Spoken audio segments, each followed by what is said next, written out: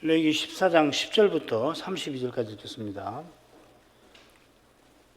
제8일에 그는 흠없는 어린 수양 둘과 1년 된 흠없는 어린 암양 하나와 또 고운 가루 에바 10분 3에 기름 섞은 소재물과 기름 한 록을 취할 것이요 정결케 하는 제상은 정결함을 받을 자와 그 물건들을 회막문 여호와 앞에 두고 어린 수양 하나를 취하여 기름 한 록과 아울러 속건제로 드리되 여호와 앞에 흔들어 요제를 삼고 그 어린 수양은 거룩한 장소 곧 속죄제와 번제 희생 잡는 곳에서 잡을 것이며 속건 제물은 속죄 제물과 일례로 제상에게 돌릴지니 이는 그 지극히 거룩한 것이니라.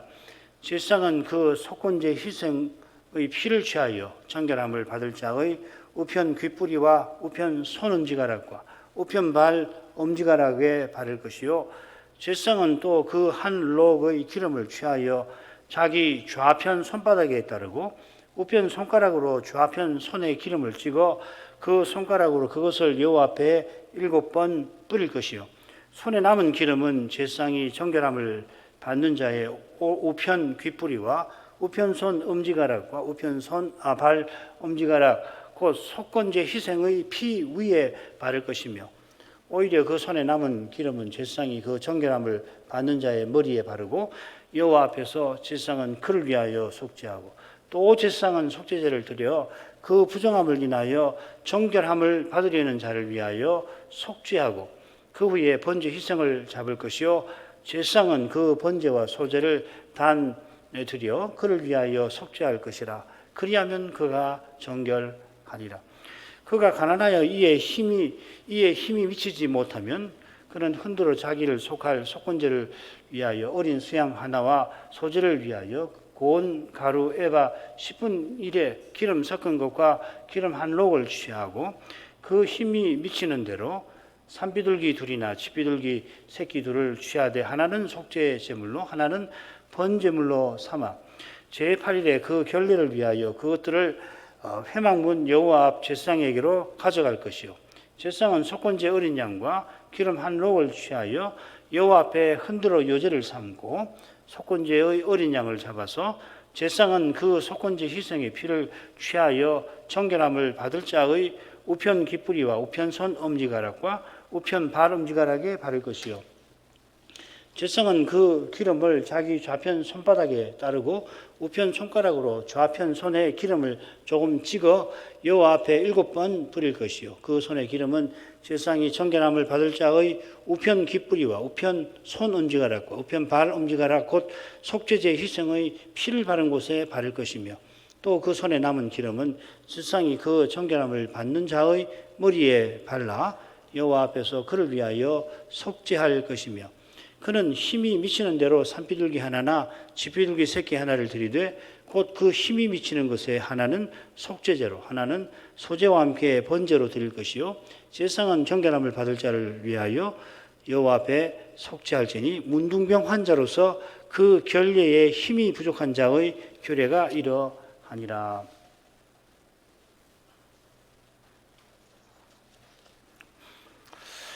문둥병 환자가 여호와의 사랑을 받아 병에서 나으면은 그는 성막 제사에 나아가기 위하여서 정결 예식을 밟습니다. 둘로 이루어지죠. 정결례가 병에서 나은 첫째 주간에 행하는 절차가 있고 이 절차를 거치고 제8일에 드리는 제사들입니다. 첫째 절차는 제사장의 정결 절차와 문둥병자의 정결 절차가 있었죠. 제사장은 문둥병이 나은 것을 보고 산새 2마리와 백향목과 홍색실과 우슬초를 가지고서 병에서 나은 사람을 정결하게 합니다. 그러면은 정결함을 받은 그 사람이 옷을 빨고 모든 털을 밀고 몸을 씻고서 진에 들어가는데 자기 장목 밖에서 7일을 지내고 7일에도 역시 똑같이 모든 털을 밀고 옷을 빨고 몸을 씻어야 합니다. 둘째 절차는 제8일에 성막에서 이루어지죠. 제사를 드리니까. 제사장이 정결함을 받을 자를 위하여 4가지 제사를 드리게 됩니다. 지난 시간에 그가 준비하는 예물, 그가 드리는 제사의 종류를 간단히 살폈고요. 이어서 이제 네 가지 제사가 차례로 나옵니다. 먼저 속건제죠. 지난 시간 생각한 대로 정한 상태로 회복하는 예식, 정결례니까 다른 정결법처럼 속죄제가 여기서도 가장 중요합니다마는 이 문둥병이 하나님의 거룩하심을 침해한 결과로 생긴 것을 상징하듯이 거기서 벗어나는 제사, 곧 속건제를 먼저 드리라 하셨습니다. 먼저 드릴 뿐만 아니라 여기에 여러 절차가 있고 그 절차들이 다른 제사들보다 상세히 기록이 되어 있습니다. 줄거리를 보십시다. 12절은 준비인데 요제로 속건제 순양하고 이 기름 한 록을 요제로 드리는 겁니다. 그 다음에 이제 13절에 속건제 수양을 드리는데 특별히 이 응식을 제사장에게 돌리라 하십니다. 그리고 14절에는 이제 속건제 피를 제사장이 취해서 잘 아시는 대로 정결함을 받을 짝의 오른 귓불이 오른손 엄지가락, 오른발 엄지가락에 바릅니다.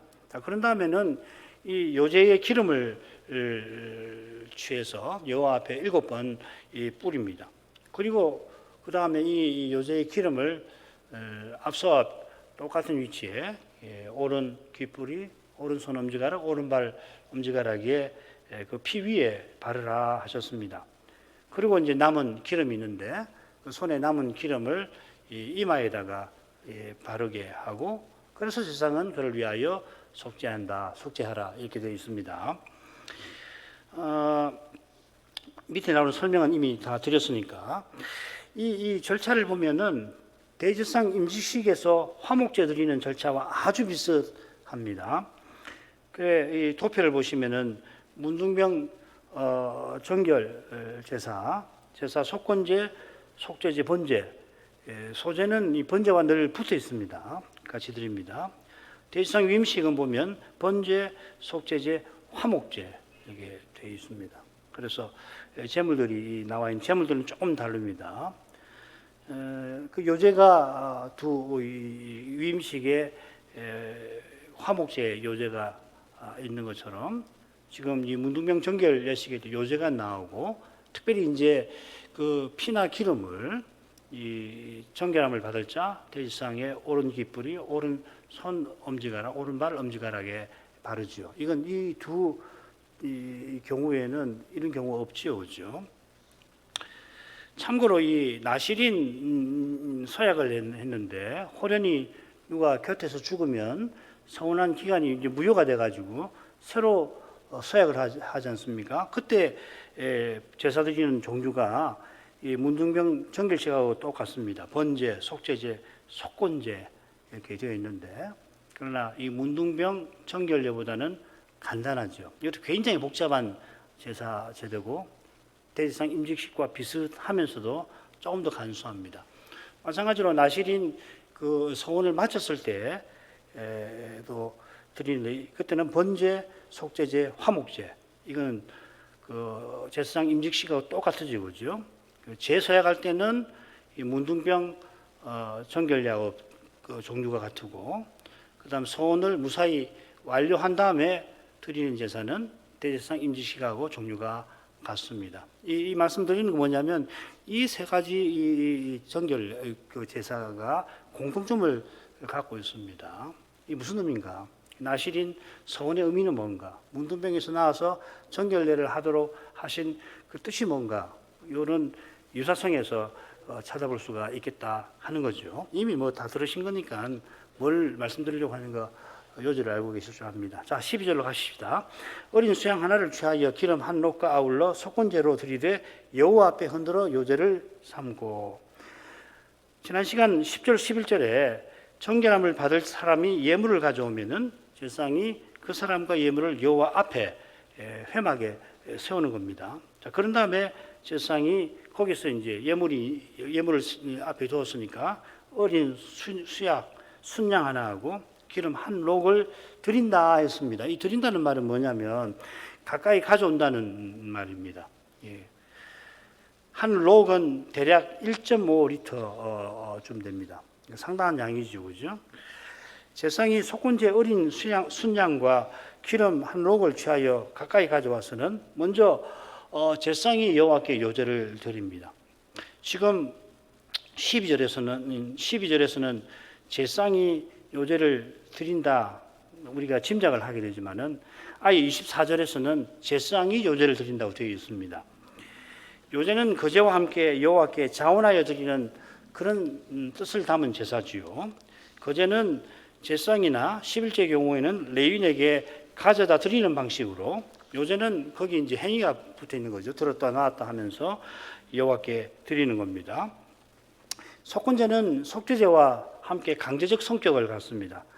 심각한 부정의 상태에 떨어졌다가 회복되면은 반드시 속죄제를 드려야 합니다. 아무리 멀리 살아도 그 예물을 가지고 속죄제를 드리듯이 속건제는 가령 모르고서 성물을 만진 경우에 거기서 벗어나기 위하여서는 반드시 드려야 하는 거죠. 안 드리면은 어떻게 되냐면 쫓겨나는 겁니다. 혹은 하나님께 직접 처벌하시든지 하십니다. 그런데 지금 문둥병의 속건제는 아울러 자원하여 드리는 성격을 지니게 하시는 겁니다. 이게 아주 중요한 점입니다.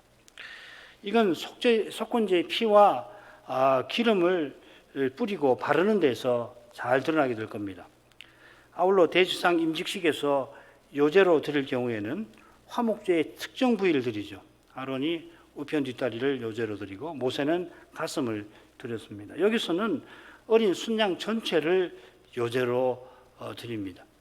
게다가 정결함을 받을 자가 자기가 제사를 드리는 건데 그 사람이 요제로 드리는 게 아니라 제사 맡은 제사장이 요제를 드려요. 굉장히 특이한 겁니다. 이것은 이 속건제가 그저 정결함을 받을 자를 정결한 상태로 회복시키는 것만 아니라는 걸 암시하는 겁니다. 필시 이 속건제가 제사장 임직식의 화목제와 흡사한 것과 붙어 있습니다.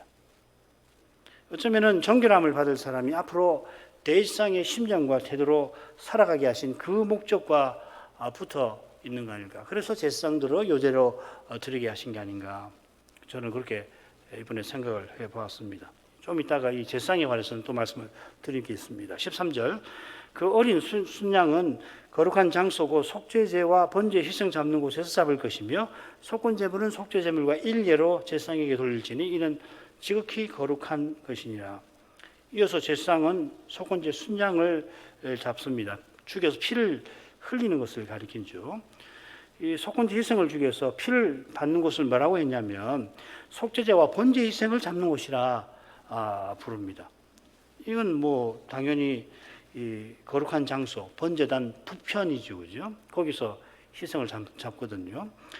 이것을 그런데 속죄제와 번제 희생을 잡는 곳, 번제 희생도 아니고 속죄제와 번제 희생을 잡는 곳이라고 부릅니다. 이건 아주 의도적이에요. 그 뭐냐면 속건제에 이어서 이 속죄제와 번제를 드리는 것을 암시하는 것이죠, 그죠? 속건제 희생을 속죄제와 번제처럼 이 번제단 북편에서 잡는 이유가 이어서 나옵니다. 속건 제물은 속죄 제물과 일례로 제사장에게 돌리게 하신 그 사실입니다.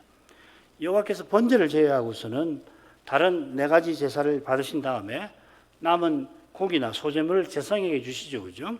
이 소제 같은 경우에는 향은 다 드리고 기름과 고운 가루를 섞어서 드리는데 한 움큼만 이 연기로 바꾸어 드리게 하고 나머지는 전부 다 제사장에 주시고 속죄제와 속건제 같은 경우에는 이 기름은 연기로 바꾸어 드리라 하시고 나머지 모든 고기를 제사장에게 음식으로 주십니다. 화목제는 조금 더 복잡하죠, 그죠?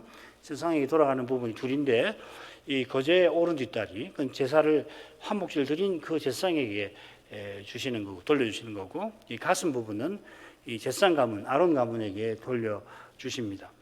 돌려주시는 이유는 제사장이 오실 메시아의 그림자인 데 있습니다. 그들의 봉사가 오실 메시아를 가리키는 데 있는 겁니다.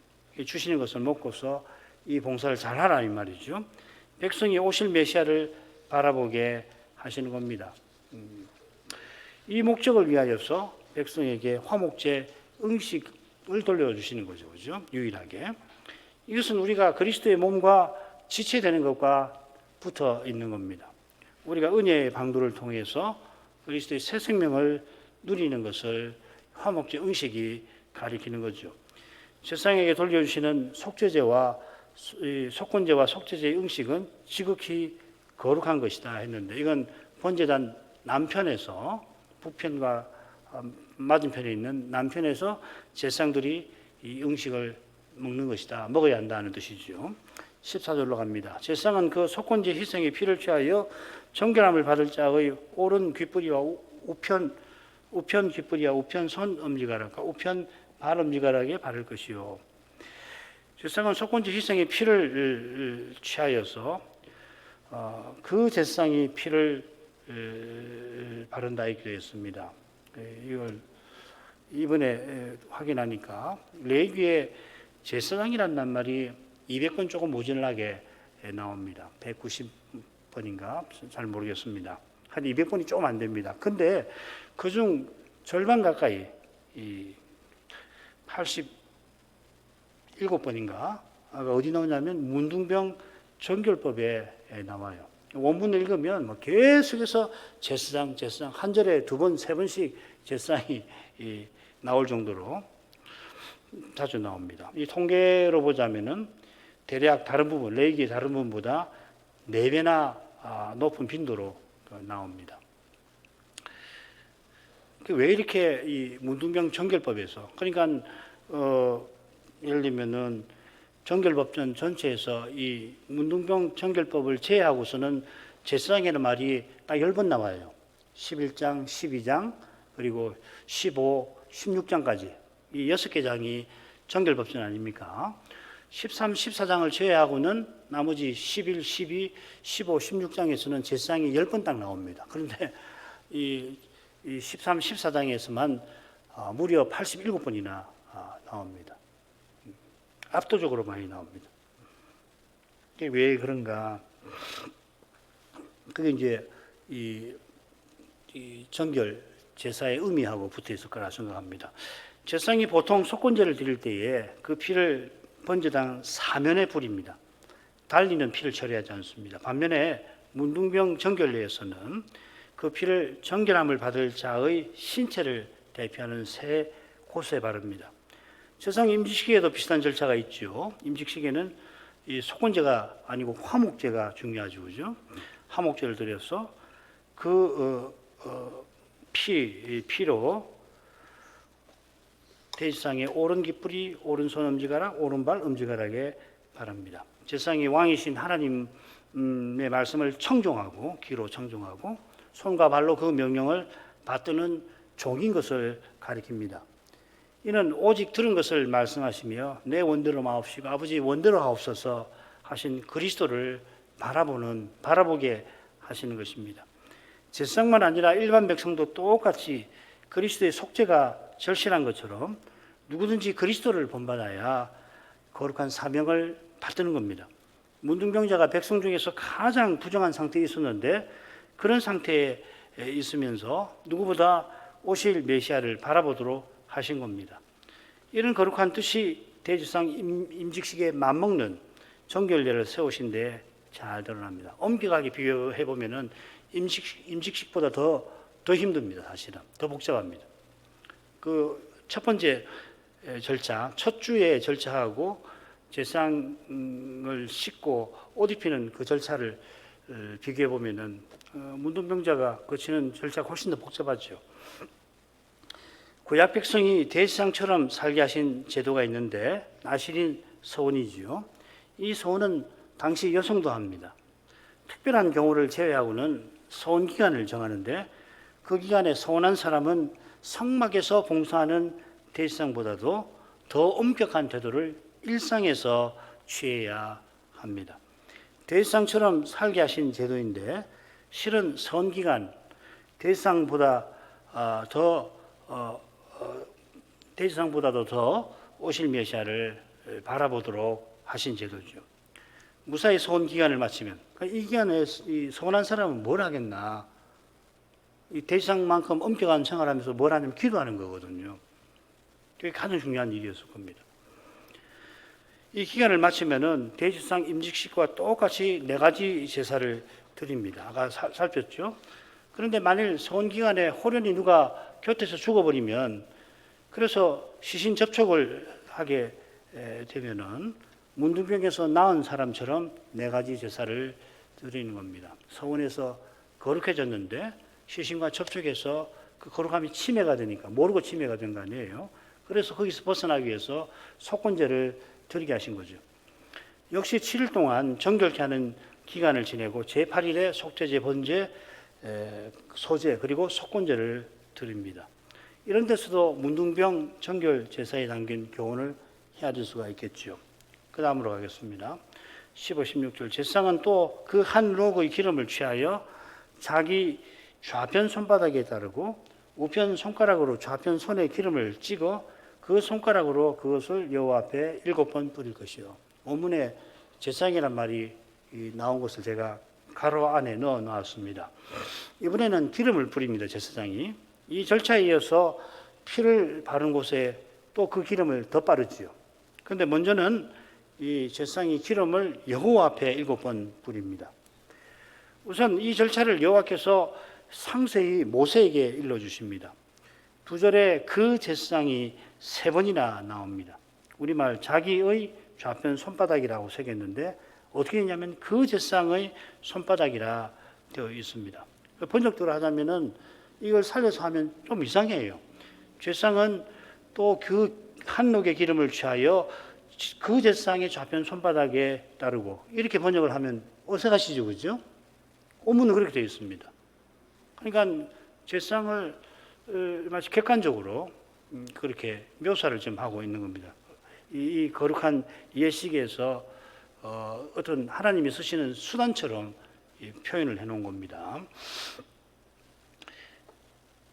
제사장이 임직질 때에 화목제 희생의 피를 오른손 엄지가락에 바르는데 그 오른손으로 기름을 그 그릇에 담겨 있겠죠. 제사장의 좌편 손바닥에 따릅니다. 요컨대 제사장의 좌편 손이 성막의 그릇처럼 됩니다. 제가 읽기는 그런 식으로 묘사를 하고 있는 것 같아요. 제사장은 자기 오른손가락으로 기름을 찍어서 그 오른손가락으로 여호와 앞에 7번 뿌립니다. 정결함을 받을 사람이 준비한 예물을 가지고 여호와 앞 회막 문에 그를 두었고, 제사장이 속건제와 기름을 여호와 앞에 요제로 드렸으니까 지금 여호와 앞에 뿌린다는 것은 이 성막에서 이 번제단이 있는 곳에서 지성소를 향하여 뿌린다는 말이죠. 대속죄일에 7번 뿌리는, 피를 7번 뿌리는 곳들을 보면 여호와께 나가는 통로를 정결케 하는 것이었죠. 비슷하게 지금 기름을 여호와 앞에 뿌리는 것도 정결함을 받을 자가 여호와 앞에 나아가게 하려는 겁니다. 바로 이 점이 피가 아니라 기름을 뿌려 성결하게 하는 데서도 나타나고 있습니다. 7번 뿌리는 것은 온전함을 얻는다. 히브리서에서 말하는 온전함을 얻는 것, 그것을 상징하는 거겠죠. 온전함은 하늘의 하나님께 영원히 나아가는 것을 히브리서에서 가리킵니다. 이 온전함은 순념소의 피나 암송아지의 제로는 넣지 못합니다. 오직 영원한 대제사장으로 계시는 그리스도의 보혈과 또 그분의 기도로 되는 것입니다. 이번 주일에 이제 주님의 이 기도에 대해서 우리가 이 점과 관련해 생각을 하게 될 겁니다. 14장 17절, 손에 남은 기름은 제사장이 정결함을 받는 자의 오른 깃뿌리와 우편 깃뿌리와 우편 손 엄지가락과 우편 발 엄지가락, 곧 속건제 희생의 피 위에 바를 것이며, 이어서 제사장은 남은 기름, 손에 남은 겁니다. 좌편 손에 남은 기름을 정결함을 받을 자의 신체에 바릅니다. 그곳은 속건제 희생의 피를 바른 우편 깃뿌리, 오른손 엄지가락, 오른발 엄지가락입니다. 기름을 바르는데 그냥 바른다고 하지 않고 속건제 희생의 피 위에 바르라고 지시하시죠. 조금 전에 생각한 대로 피를 바르는 것이 정결하게 하는 것이라면 기름을 바르는 것은 성결하게 하는 겁니다. 여호와 앞에 기름을 7번 뿌려서 여호와께 나아가는 길을 성결하게 하는 것처럼 여호와께 나아가는 언약 백성도 그리 하는 것입니다. 이 성결함이 여호와 하나님과 교제하는 것을 뜻합니다. 반면에 정결함은 이 교제에 나아가는 조건을 갖추는 것입니다. 이런 점에서 정결함은 우리가 믿음으로 받는 의롭다 하심을 상징하는 거고, 성결함은 거룩하게 하시는 은혜를 상징하는 겁니다. 정결함이 의롭다 하심을 상징하는 거지, 정결함이 의롭다 하심 자체는 아니죠. 역으로 부정한 상태에 들어갔다고 죄 지은 것이 아니라는 겁니다. 그 자체가 곧 희생의 피가 그리스도의 십자가를 가리키는 그림자인 것과 같은 그 관계가 정결함과 의롭다 하심, 성결함과 거룩하게 하심, 이 사이에 있는 거죠. 그죠? 요걸 잘 알아야 이 구약을 어떻게 읽어야 하는지, 구약에서 어떻게 그리스도를 발견할 수 있는지를 내 도움이 되겠죠. 자, 18절로 갑니다. 오히려 그 손에 남은 기름은 제사장이 그 정결함을 받는 자의 머리에 바르고 여호와 앞에서 제사장은 그를 위하여 속죄하고, 오히려 그 손에 남은 기름이라고 하는 것은 15절에 잡힌 손바닥에 따른 그 기름이죠. 그죠? 7번 뿌리고 또 이 신체 저곳에 바르고 남은 겁니다. 여기도 그 손이 아니라 그 제사장의 손바닥이라고 되어 있습니다. 이 성막에 쓰는 그릇처럼 표시하고 있습니다. 오른손가락으로 여호와 앞에 7번 뿌리고 이어 정결함을 받을 자의 신체에 바르고 남은 겁니다. 제사장의 손바닥에 남은 기름을 이번에는 정결함을 받을 자의 머리에 바릅니다. 이 바른다라고 하는 건 오른 깃뿌리, 오른손 엄지가락, 또 오른발 엄지가락에 기름 바를 때 쓴 바로 그 표현입니다. 이번에도 머리에 붓는 것 아니고 바른다고 했습니다. 여기 머리에 했으니까 우리는 붓는가 생각하는데 바르는 겁니다. 한 유대인 주석가, 아마 레이기에 관해서는 이번에 주석을 능가하는 주석이 없다고 평가를 받는 그분 책을 보니까 이집트 예식을 근거로 삼아서 기름 바르는 곳이 이마라고 해석하고, 이건 저는 이마는 맞는 것 같아요. 그리고 다른 근동문헌을 인용하여서 이거는 종의 해방을 가리킨다, 그렇게 해석을 해놨습니다. 성경 예식에 담긴 뜻을 알려고 고대 근동의 문화를 참조하는 것이야 잘못이라고 할 것은 없습니다만은, 고대 근동의 문화에 담긴 의미까지를 성경 예식에다가 집어넣어 있는 것은 옳지 않은 겁니다. 우리가 앞서 문둥병 정결 제사들이 대제사장 임직식이나 나시린 서원식과 비슷한 점을 주목한 것처럼 머리, 이마에 기름을 바르는 뜻도 성경에서 찾는 게 좋아요. 대제사장과 관련해서 찾는 게 좋습니다. 문둥병에서 나은 사람이 마치 나시린 서원을 한 사람처럼 한 것처럼 대제사장의 심정과 태도를 품고 살게 하셨다. 우리가 앞서 그렇게 해석했는데, 이마에 기름을 바르는 것은 대제사장이 머리에 쓴 관과 그 이마에 두른 금패와 붙여서 생각하는 것이 더 좋을 것 같습니다. 금패에 뭐라고 쓰냐면 여호와께 성결이라고 쓰라고 했죠. 그리고 이 패가 아론의 이마에 늘 있으므로, 항상 있으므로 그 성물을 여호와께서 받으시게 되리라 하셨습니다. 비슷하게 정결함을 받을 자의 이마, 정결케 하는 기름을 바르게 하신 것도 그가 제사 드릴 때에 여호와께서 받아주겠다 약속하신 것이라, 이렇게 새겨야 올 것입니다. 특별히 이마라고 하는 것은 저주와 관련되는 거죠. 그죠? 이마에 땀이 흘러야 먹을 것을 얻게 되리라. 그 저주를 가리는 것이거든요. 그 저주를 가려야 여호와께 나아갈 수 있는 거 아니에요? 그런 다음에 제사장은 여호와 앞에서 그를 위하여 속죄하라 하셨습니다. 이는 속건제 희생의 피를 번제단 주위에 뿌리는 것을 가리킵니다. 피를 뿌린 다음에는 희생의 기름을 단 위에 올려가지고서 연기 바꾸는 절차를 밟는데, 이건 다 빠져 있죠. 그죠? 이런 절차를 다 밟았을 텐데 생략을 했습니다. 속건제의 의미에 초점을 두고 거기에 관심을 집중하려고 이런 건 다 빼버린 겁니다. 자, 19절 20절로 가죠. 또 제사장은 속죄제를 드려 그 부정함을 인하여 정결함을 받으려는 자를 위하여 속죄하고 그 후에 번제 희생을 잡을 것이요, 제사장은 그 번제와 소제를 단에 드려 그를 위하여 속죄할 것이라. 그리하면 그가 정결하리라. 이번에 속죄제를 이어서 드립니다. 속죄제 드리는 목적이 잘 드러나 있습니다. 그 부정함을 인하여 정결함을 받으려는 자를 위하여. 이게 목적이죠. 그죠? 세상이 속죄하는 겁니다. 문둥병에 걸리면은 부정하다 공적으로 선언하게 하셨습니다. 문둥병은 가장 심각한 부정을 일으킵니다. 이게 그의 부정함입니다. 이 부정의 상태에서 그는 성막제사에 나아가지 못했습니다. 그래, 성막에 나가려면 먼저 병에서 나아야 하고 또 정결례를 반드시 밟아야 합니다.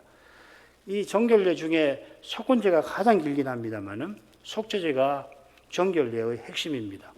이것은 속죄한다 하는 뜻이기도 합니다. 속건제 마지막에도 이 속한다는 말, 기페르란 말인데 나왔습니다. 희생의 피를 발라서 성막을 더럽힌 오염을 제거한다 하는 뜻입니다. 정결함은 이스라엘 진에 속해서 성막제사에 나아갈 수 있는 조건입니다. 성막제사는 무엇보다도 이스라엘을 구속하신 하나님이 자기 소유를 삼아 거룩한 사명 주신 것을 가리킵니다. 그걸 대표적으로 보여주는 것이 번제요, 소제이죠. 번제는 이스라엘이 자기 전부를 드리는 거고 소제는 자기 삶 전체를 드리는 것입니다. 그런데 번제와 소제에도 속죄의 절차가 있죠. 피를 처리하는 절차가 있어서 그를 위하여 속죄할 것이라 합니다. 이것을 지적하시는 것은 그리하면 그가 정결하리라 하신 것과 붙어 있습니다. 가장 심각한 부정 상태에 있던 그를 이제 언약 백성 중에 속하게 하겠다, 살게 하겠다 하신 것입니다. 통상적 절차에 이어서 가난한 자를 위한 절차가 나옵니다. 세 부분으로 역시 이루어집니다. 겹치는 부분이 대단히 많은데 겹치지 않은 내용을 중점으로 간단히 보십시다. 21절부터 23절 읽겠습니다. 그가 가난하여 이에 힘이 미치지 못하면 그는 흔들어 자기를 속할 속건제를 위하여 어린 수양 하나와 소제를 위하여 고운 가루 에바 10분의 1의 기름 섞은 것과 기름 한 록을 취하고 그 힘이 미치는 대로 산비둘기 둘이나 집비둘기 새끼 둘을 취하되 하나는 속죄제물로 하나는 번제물로 삼아 제8일에 그 결례를 위하여 그것들을 회막문 여호와 앞 제사장에게로 가져갈 것이요. 여기 흔들어 있는데 요제로 이 말입니다. 그가 가난하여 이에 힘이 미치지 못하면 그 힘이 미치는 대로 한 것처럼 통상적 절차를 제대로 감당할 수 없는 이들을 위해서 여호와께서 감당할 수 있는 길을 내신 겁니다. 통상적 절차는 어린 순양 둘, 어린 암양 하나, 고운 가루 10분의 3, 기름 한 록인데 가난한 자를 위한 절차는 소제로는 고운 가루가 10분의 1로 줄고 3분의 1 줄죠. 속죄제와 번제로 어린 순양과 어린 암양 대신 산비둘기 둘, 집비둘기 새끼 둘로 바뀝니다. 속건제 어린 순양과 기름 한 록은 두 절차 모두 똑같습니다. 속죄제의 경우를 보면 어린 암양을 드리지 못하는 사람을 위해서 비둘기를 드리게 하고 비둘기조차 드리지 못하면 이 보리가루를 드리게 하시죠. 그때 드리는 분량도 10분의 1입니다. 에바 10분의 1입니다. 속죄제를 드려야 할 경우에 반드시 드리라 하신 것입니다. 이것이 바로 여호와께서 내게 나올 때에 빈손으로 나오지 말아라 하신 것과 붙어 있는 겁니다. 여호와께 나아가려면 반드시 여호와께서 내신 길로 나오라 하신 겁니다. 여호와께서 정하신 예물이나 제물이 바로 그 길인데 그 예물과 제물을 하나님이 먼저 주시지요. 이를 위하여서 가나안에서 기업의 땅을 주신 겁니다. 같은 뜻이 통상적 절차를 감당하지 못하는 이들을 위해 내신 절차에 담겨 있는 겁니다. 속건제를 위하여는 어린 순양 하나와 기름 한 록을 똑같이 준비하라 하십니다. 이건 문둥병이 가장 심각한 부정의 상태인 것과 붙어 있습니다. 문둥병이 여호와의 거룩하심을 침해한 사람을 여호와께 치신 그 결과를 가리키기 때문에 상징하기 때문에 속건제는 속죄제다 소제와 달리 그 예물을 똑같이 준비하게 하신 것 같습니다. 달리 표현하면 여호와의 거룩하심을 침해하는 죄가 그만큼 심각하다 하는 뜻일 겁니다. 인생이 허물과 죄로 죽은 상태도 심각합니다만은 하나님을 대적하는 태도는 더 그렇습니다. 이 배도와 관련되는 것이죠, 그렇죠? 그 다음에 속건제, 속죄제, 번제, 소제 있는데 읽지 않겠습니다. 똑같습니다. 거의 같습니다. 번역이 조금 이 앞에 부분과 뒤에 부분이 다르게 되어 있지 원문으로 보면 거의 비슷합니다. 마지막 나온 대로 통상적 절차도 똑같이 문둥병 환자로서 그 결례, 그의 정결함을 위한 것입니다. 이 결례에 담긴 교훈은 앞서 살핀 대로 문둥병에서 나은 이가 대지상의 심정과 태도로 살게 하시는 겁니다. 대지상처럼 오실 메시아와 하나님 나라를 바라보며 살아가는 겁니다. 구약은 주님이 말씀하신 것처럼 오실 메시아에 대하여 증거합니다. 그래서 구약도 신약처럼 영생 얻는 줄로 생각하고 상고할 성경입니다. 레위기도 로마서처럼 복음을 전하는 겁니다. 그만하죠. 기도 제목 간단히 읽겠습니다. 문둥병 정결례를 위한 제사들은 제사장 임직식과 맞먹을 만큼 드리는 제사도 많고 밟는 절차도 독특합니다. 게다가 임직식의 핵심 내용과 흡사하기까지 합니다. 나실인 서원과 재서원을 위한 제사도 대지상의 임직식과 아주 비슷합니다만은 문둥병 정결례만큼은 아닙니다. 나실인 서원을 위한 제사가 제사장 임직식과 비슷한 데는 나실인이 대지상처럼 살게 하신 것과 붙어 있죠. 그런 점에서 문둥병에서 낳은 사람이 밟는 두 차례의 정결 절차가 대지상의 임직식보다도 어떤 의미에서는 복잡한 이 사실은 퍽 흥미롭습니다. 이는 문둥병에서 정결함을 받을 사람이 대지상의 심정과 태도로 살게 하신 것입니다. 대지상이 오실 메시아를 바라보고 맡은 직무를 감당했는데 언약 백성 한 사람 한 사람 역시 언약의 나라에서 소중한 인물이고 또 중요한 소명을 맡은 것입니다. 과연 메시아가 오셔서 신자마다 제사장이 되게 하셨고 심지어 우리 모두가 그리스도의 몸 각각 지체로 살게 하셨습니다. 바로 여기에 하나님이 주신 구원이 있습니다. 이런 구원의 은혜를 로마서만 아니라 레위기에서도 깨달아 받게 하신 것입니다. 우리가 늘 이 은혜를 구할 것입니다. 신학교와 신학생들 위해서 같이 기도해 주십시오. 같이 기도하겠습니다. 거룩하신 아버지, 오늘은 문둥병에서 나은 사람이 진에 들어와 7일을 지낸 후 제8일에 그가 4가지 제사를 드리게 하신 규례를 살폈습니다. 이 정결예의 예식에 담긴 교훈을 저희가 이미 여러 해 전에도 살폈지만 이날 다시 하나님의 거룩하신 뜻을 조금 더 헤아리게 하시니 감사드립니다. 이 거룩한 뜻을 신약의 사도들을 통해서 이미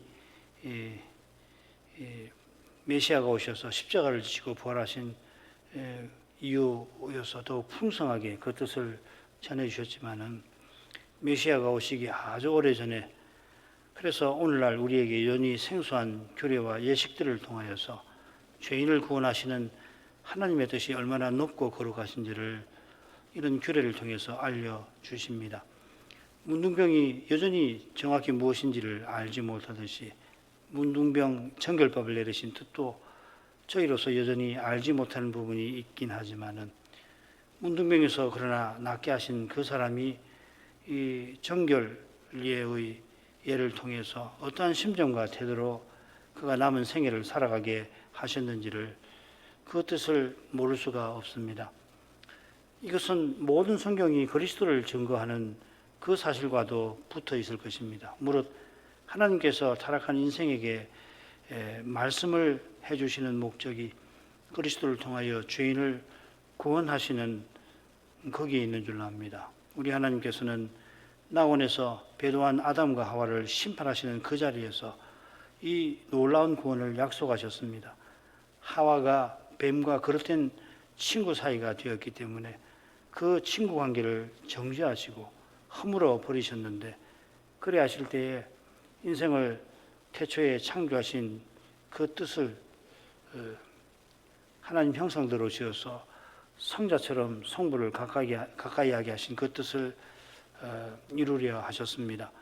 그 뜻을 옛 언약 백성에게 일깨우시려고 문둥병을 특별히 심각한 부정의 상태로 지정을 하셨고, 그처럼 그 병에서 나으니가 대지상의 임직식과 맞먹는 정결 예식을 밟게 하셨습니다. 그가 첫 주간에 지내야 하는 정결 절차까지를 고려한다면 어쩌면은 정결함을 받을 이 사람이 밟는 그 절차가 대지상 임직식보다도 더 복잡한 면도 있습니다. 구약 율법에서 이처럼 복잡한 규례와 절차가 달리였고, 이에 견줄 만한 것을 굳이 든다면은 나실인 서원을 완료할 때 그 서원이 무효가 되어서 다시 서원할 때를 들 수가 있겠지만은 대지상의 임직식보다는 덜한 줄 압니다. 나실인 서원을 하게 하신 듯이 당시 여성이라도 일상생활에서 대지상보다 더 철저하게 오실 메시아를 바라보도록 하나님께 기도하게 하신 데 있듯이 문둥병 정결례도 동일한 거룩한 뜻이 담겨 있습니다. 이 뜻을 바울은 로마서에서 길고도 심오하게 상세하게 전하고 있습니다. 이제 성신께서 그리스도의 영으로 우리 안에 영원히 내주해 주셔서 아버지 우편에 계시는 그리스도께서 성신으로 이제 우리 안에 사신 바 되어서 우리가 성신과 말씀으로 그리스도를 드러내며 살아가게 하십니다. 장차는 우리를 그리스도와 같아지게 하셔서 영원히 하나님을 가까이 하되 성자께서 성신 안에서 성부를 대하듯이 그렇게 저희가 하나님을 영원히 다가가게 하실 것입니다. 이런 거룩한 뜻을 오래전에 예도냐 백성에게 보이신 하나님은 실로 거룩하시고 하나님의 지혜도 그러하십니다. 이 거룩한 영광을 저희가 구약 성경에서도 보게 해 주시옵소서. 그리하여서 이 시대에 그리스도의 몸과 지체로 살아가게 하신 그 뜻에 관해서 더욱 깨닫게 해주시고 저희에게 교회로서 주신 그 사명을 조금이라도 이 시대에 받들며 살아가게 해주옵소서. 성신님 감화해 주셔서 이 주의 말씀을 순전하게 전하고 받게 해주시옵소서. 겸손히 은혜를 구하는 이에게 주님께서는 틀림없이 은혜를 허락하시는 줄 압니다. 성신을 참으로 의지하는 자다웠게 겸손히 주의 은혜를 날마다 구하게 하시고, 그러면은 하늘아버지께서 겸손히 은혜를 구하는 이에게 은혜 아닌 것을 주실 리가 없겠습니다. 은혜를 구하라 하신 아버지께서 구하는 자에게 틀림없이 하나님 말씀을 깨닫는 은혜를 그 교회에 내려주실 줄 믿습니다. 예수님 이름으로 기도합니다. 아멘.